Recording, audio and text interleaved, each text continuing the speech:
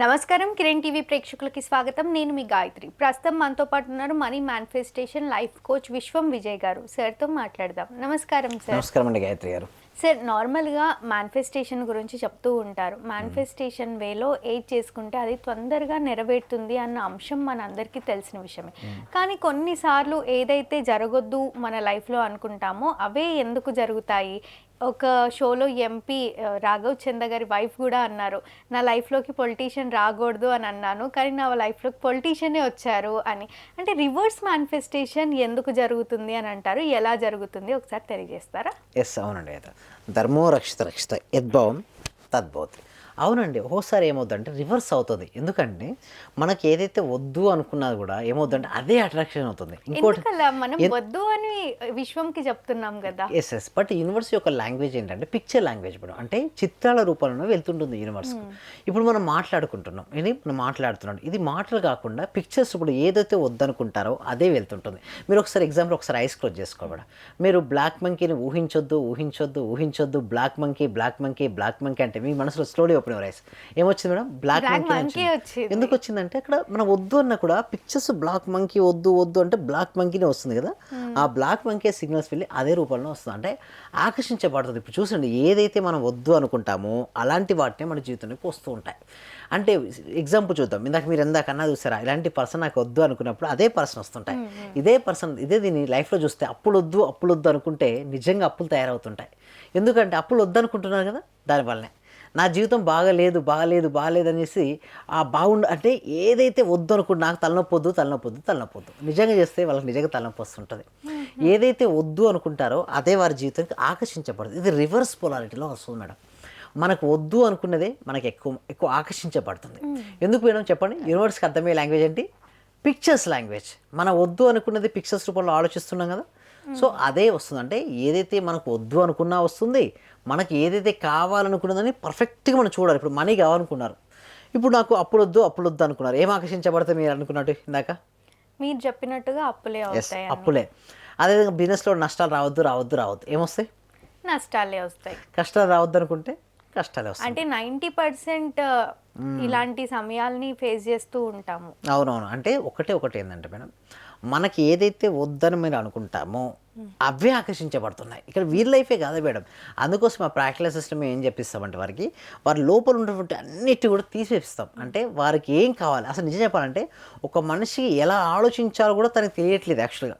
But ఎప్పుడైతే తను ఎలా ప్రాపర్గా ఆలోచిస్తే తన కోరుకున్న డ్రీమ్స్ అన్నీ ఫుల్ఫిల్ అవుతాయో, ఆ విధంగా ఎప్పుడైతే అతను ఆలోచించడం మొదలు పెడతాడో అప్పటి నుంచే వస్తుంటాయి రిజల్ట్స్. అంటే ఏదైతే వద్దు దాని మీద కన్నా ఏదైతే కావాలో దాని మీద కాన్సన్ట్రేషన్ చేయమంటున్నారా? ఎస్, అవునండి. అయితే ఏదైతే కావాలో మనం కోరుకుంటాం కదా. ఒక మనిషి ఏం కోరుకుంటాడు మనం చెప్పండి గాయత్రి గారు, సహజంగా ఏం కోరుకుంటాడు ఒక మనిషి? మంచి లైఫ్, మంచి డబ్బు ఉండాలి, మంచి జాబ్, ఆరోగ్యం బాగుంటే సరిపోతుంది. ఆరోగ్యం బాగుండాలి. ఎస్, ఏదైతే కావాలో అలా పిక్చర్స్ ముందుగా చూడాలి మేడం. అంటే ఏదైతే పిక్చర్స్ పదే చూస్తూ ఉంటారో ఆ దానికి సంబంధించినటువంటి అవకాశాలు మనం ఆకర్షించుకుంటాం. అంటే ఇప్పుడు మనీ రావాలి, మనీ కోసం ఊహిస్తున్నాం, బట్ మనీ డైరెక్ట్ ఏం రాదు.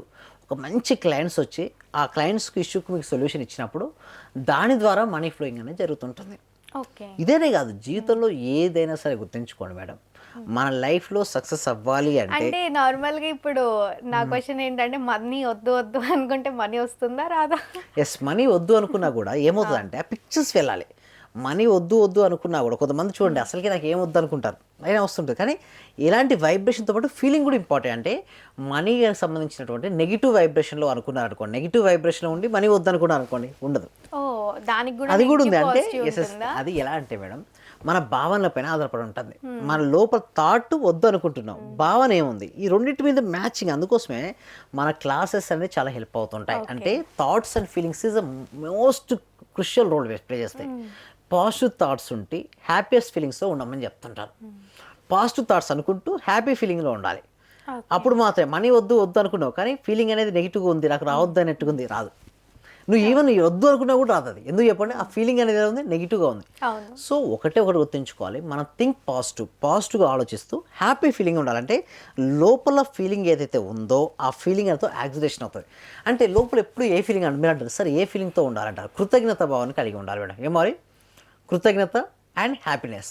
మీ పట్ల మీరు విశ్వాసం పట్ల ఉంటూ, మీ పట్ల మీరు విశ్వాసంతో ఉంటూ, మీరు ఆనందంగా ఉంటూ, అదేవిధంగా కృతజ్ఞతా భావన కలిగి ఉంటే మీ జీవితంలో ఏది కావాలన్నా ఆకర్షించవచ్చు. ఎస్పెషల్లీ మనీ కావాలంటే మనీ పట్ల కృతజ్ఞత కలదు. ఇప్పుడు చూడండి, మనీ మీకు ఎన్నెన్నో బెనిఫిట్స్ చేసిందా లేదండి చెప్పండి గాయత్రి గారు.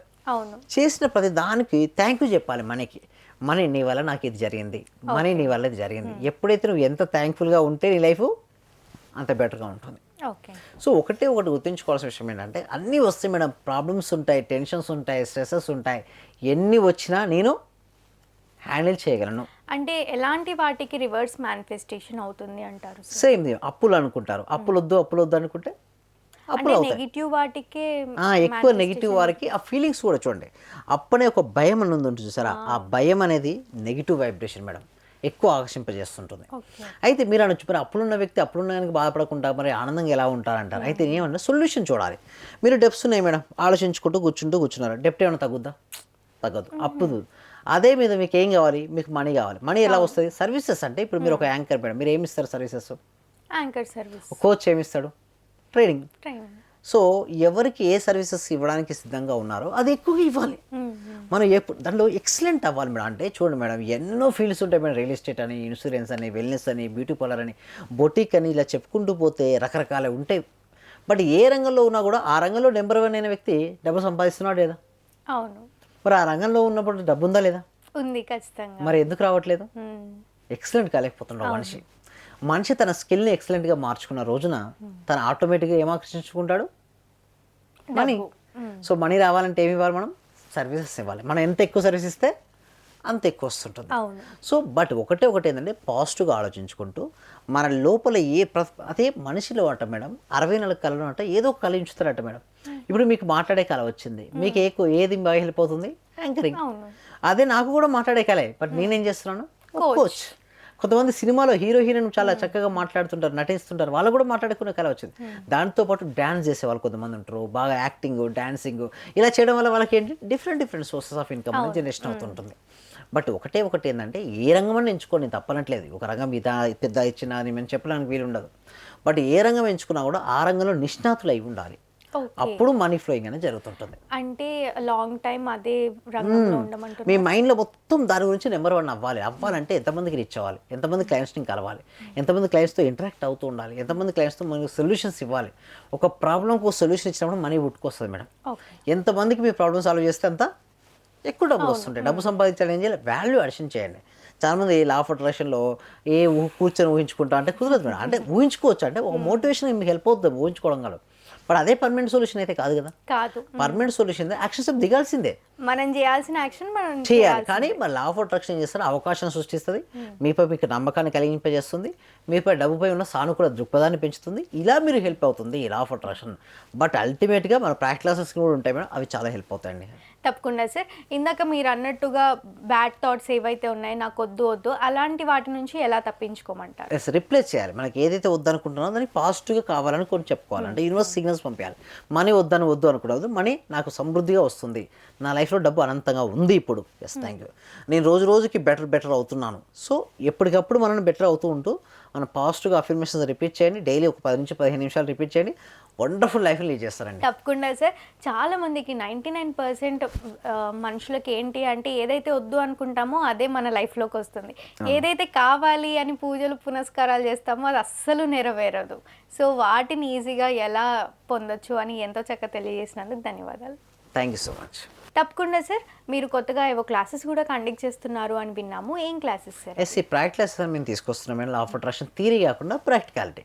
అంటే థియరీతో పాటు మనం ప్రాక్టికాలిటీలో చేపించడం అనేది ఉంటుంది. ఆ క్లాసెస్ గురించి ఇంట్రెస్ట్ ఉంటే జాయిన్ అవ్వాలనుకుంటే డిస్ప్లే అవుతున్న నెంబర్కి కాల్ చేయండి. తప్పకుండా sir. Thank you so much. Thank you so much. చూసారు కదా, మా వీడియో తప్పకుండా మీకు నచ్చిందని అనుకుంటున్నాను. అలా అయితే లైక్ చేయండి, షేర్ చేయండి. మరిన్ని ఇలాంటి ఇంట్రెస్టింగ్ వీడియోస్ కోసం మా ఛానల్ని సబ్స్క్రైబ్ చేసుకోండి. సార్ని కలవాలి, మేనిఫెస్టేషన్ కోర్స్ తీసుకోవాలి అని అనుకునే వాళ్ళు వీడియోలో స్క్రోల్ అవుతున్న నెంబర్ని కాంటాక్ట్ అవ్వచ్చు. Thank you.